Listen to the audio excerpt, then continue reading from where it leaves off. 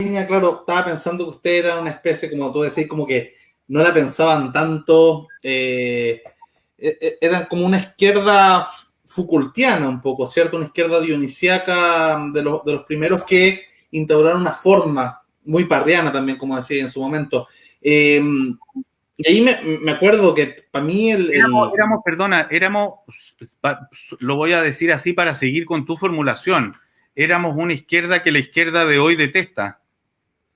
Y la izquierda de antes probablemente también detestaba. O sea, y la izquierda de antes también la detestaba, porque era una izquierda conservadora. Bueno, O sea, ustedes fueron te contaba que esa parte, por lo menos, de la primera visita que recibí, venía del PC, digamos.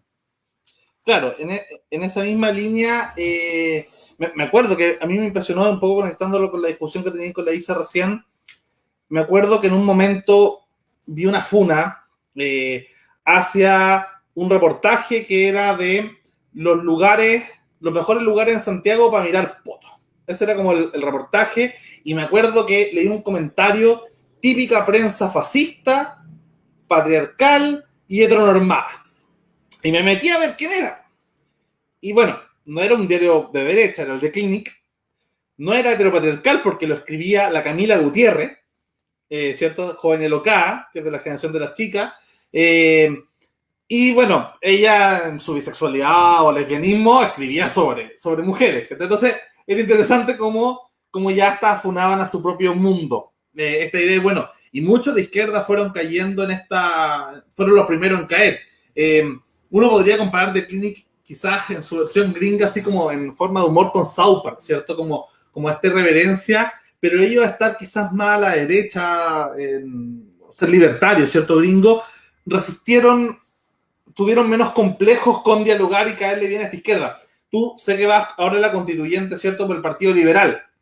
Y es simbólicamente interesante porque el Partido Liberal rompe con el Frente Amplio hace poquito, ¿cachai? Rompe con el giorgio-jacksismo, lado que es quizás un último hijo de siempre ha sido muy admirador de Parra, que podría ser justamente el Partido Liberal una forma de declinismo de centro, por así decirlo, si uno lo puede llamar de alguna manera, y tú vas en esa lista con ese grupo, suena como justamente interesante. Entonces, ahí me gustaría preguntarte sobre el futuro, ¿cierto? Se ha escrito esta nueva constitución, si tuvimos 10 años de la era dorada, declinista, ¿cierto? Libertina, si se quiere, para todos los lados. Yo te concedo el punto de que la derecha de los 90 era muy conservadora, o sea, era Opus Dei neoliberal, el guzmanianismo democrático, o sea, porque en los 80 fue dictatorial, en los 90 se dieron la democracia, y bueno, en el 2000 empiezan a ceder la moral estética. Por eso te decía como un Quique Morandé como ejemplo, que antes lo hacía más escondido, y al menos la derecha salió un poquito más del closet en su libertinismo. Y la izquierda, bueno, lo representan ustedes. Y después viene esta era giorgio-jacksista.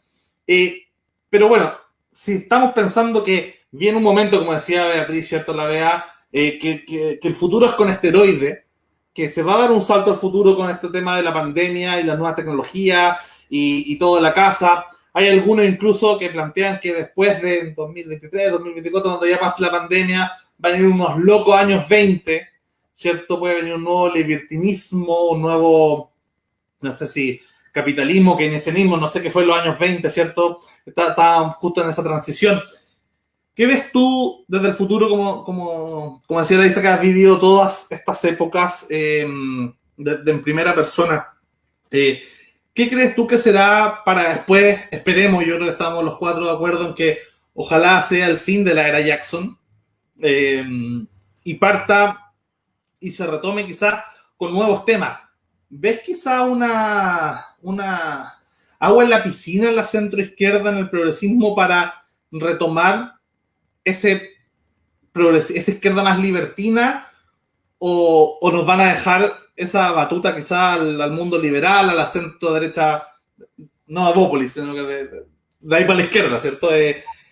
Jugar más en esa cancha contracultural, sobre todo. La contracultura, que es difícil ser contracultura en un ambiente de corrección política, y la izquierda, y cierto que ustedes están ahí como con tratando de caer bien en las dos almas. ¿Cómo ves el futuro?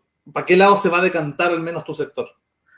No, primero que no concentraría tanto, tú le sintetizas mucho en el pobre Giorgio Jackson, ¿eh? Yo creo que Giorgio también va a evolucionar y le van a pasar cosas. Y hoy día debe estar incómodo respecto incluso de lo que de la coalición en la que está viviendo.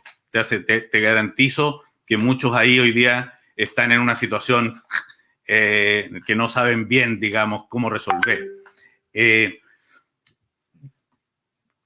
Para serte franco, mira, yo veo como, si algo veo con interés y que noto que a algunos les cuesta mucho asumirlo, es que lo que estamos viviendo y lo que se nos viene durante un buen rato son tiempos de incertidumbre. Son tiempos en los que no veo perfilados todavía los grandes proyectos políticos por delante tampoco. Creo que se nos viene un tiempo de búsqueda. Creo que se viene de búsqueda y extravío al mismo tiempo. O sea, creo que algo que tiene que conseguir, por ejemplo, la nueva Constitución, no es un proyecto de país, como se hablaba antes, porque ese proyecto no está dibujable. Es más bien las normas con las cuales poder navegar en estos tiempos de incertidumbre, las normas mínimas con las cuales poder darle espacio a la construcción de unos proyectos futuros. Por ejemplo, tú te imaginaste rápidamente que después de la pandemia venía una Belle Époque y un destape, pero es que lo que nos podríamos también imaginar es que después de esta pandemia viene otra, y de que los tiempos de las pandemias van a comenzar a sucederse, y de que a lo mejor hay cuidados que estamos empezando que hemos vivido en este tiempo con los que vamos a tener que acostumbrarnos a vivir. O a seguir para adelante. Hemos visto en este tiempo de pandemia quiebres o nuevas situaciones bien impresionantes. Para mí una de las más evidentes y fuertes es lo que estamos viviendo aquí en este foro. Yo nunca había hecho un Zoom antes de la pandemia, nunca en mi vida. No, lo había visto como en películas de monos animados, así, o futuristas.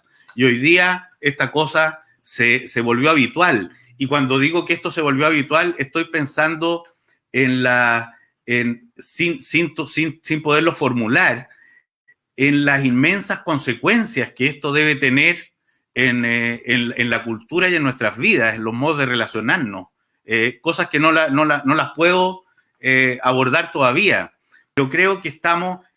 quizás el eje central del mega cambio epocal, aislando el de la irrupción de las mujeres, que creo que es una de las patas más grandes del cambio epocal, el otro está producido en gran medida por esta transformación tecnológica. Es enorme lo que eso produce. En la organización política, en la decadencia de las mediaciones, que va desde que se desaparecen los que desarrollan rollos de foto, hasta que desaparecen los líderes espirituales, hasta que los partidos políticos, o sea, están en franca decadencia. Los sacerdotes, vamos a convenir que no son las luces. Cuesta. El estallido social, algo que mostró, yo escribí un librito reporteándolo, digamos, siguiéndolo, que se llama Sobre la Marcha. Si algo era muy evidente y muy fuerte, era la ruptura de los criterios de autoridad con que hemos crecido. Se llegó a hablar, llegaron a haber rayados en los muros en contra de la adultocracia. O sea, el que se puso en cuestión el gobierno de los adultos. O sea, por la pregunta de por qué tienen que gobernar los adultos y no los niños, para no hablar de la falta de sumisión ante lo que alguna vez se llamó la sabiduría, o los profesores, o el ilustrado. Algo de eso está en el corazón mismo de la nueva realidad tecnológica. Tú, para saber hoy día, no sé, qué día se casó Churchill o cuándo murió Robespierre, tú no tienes que preguntárselo a un historiador, se lo preguntas a Google, se lo preguntas a un algoritmo y te va a dar la respuesta correcta. Entonces, hay tal cantidad de transformaciones en esto, en curso, que creo que la realidad es política a lo que esto dé fruto, el tipo de cultura que de esto emane, el tipo de creaciones, de obras que de esto salga, es algo que todavía lo estamos, entre que está en acto y lo estamos por ver. Entonces, a mí como cronista, como alguien que hace de la vida una novela, digamos, o el vivir para contarlo, como hubiera dicho García Márquez, esto me encanta, pero yo entiendo que hay un mundo al que le aterra. Y en por una parte, el mundo al que le aterra es el que tiene mucho que perder. Y hay algunos que tienen que perder en dos sentidos, algunos de manera material, o sea, que tienen detrás suyo una caparazón enorme de bienes que les da miedo que de pronto desaparezcan. Y hay otros que tienen una caparazón enorme de ideas heredadas que les da miedo que desaparezcan.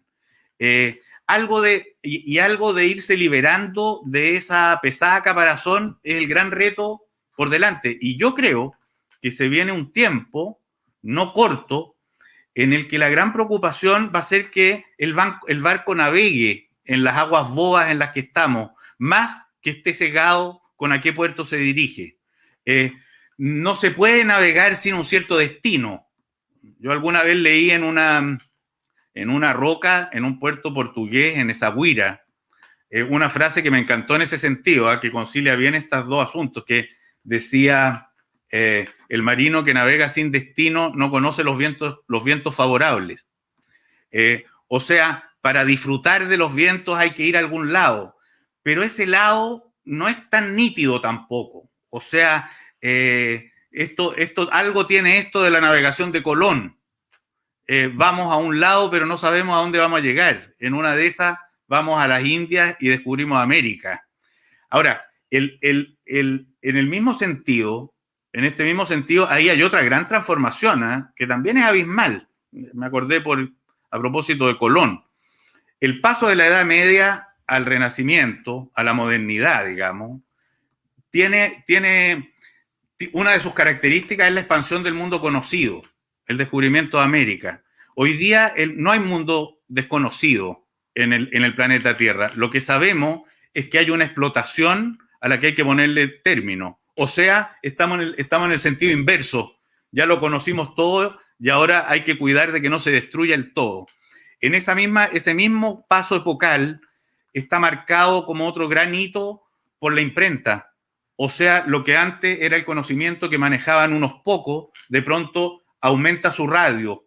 Y la Biblia, que la manejaban unos pocos monjes que hacían los libros, las iluminaciones en los conventos, la pueden leer más y se pasa a la Reforma. Hoy día imagínate el paso que hay entre el paso prácticamente del libro a la Internet.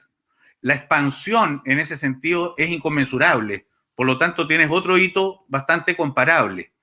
Y si queremos seguir con las comparaciones entre ese cambio epocal y podríamos decir que el paso de la Edad Media a esta modernidad estuvo también datado por la caída del Imperio Romano de Oriente. Y hoy día estamos viendo, si esto lo consideramos en un periodo no tan corto, la caída del Imperio Soviético y el fin de Estados Unidos, por lo menos como eje central de la política mundial. Algo de eso irrumpió China. Es decir, estamos en una cosa donde creo que adelantarse, apurarse demasiado a decidir a dónde vamos y lo que va a pasar es menos productivo que procurar ver cómo navegamos estos tiempos inciertos.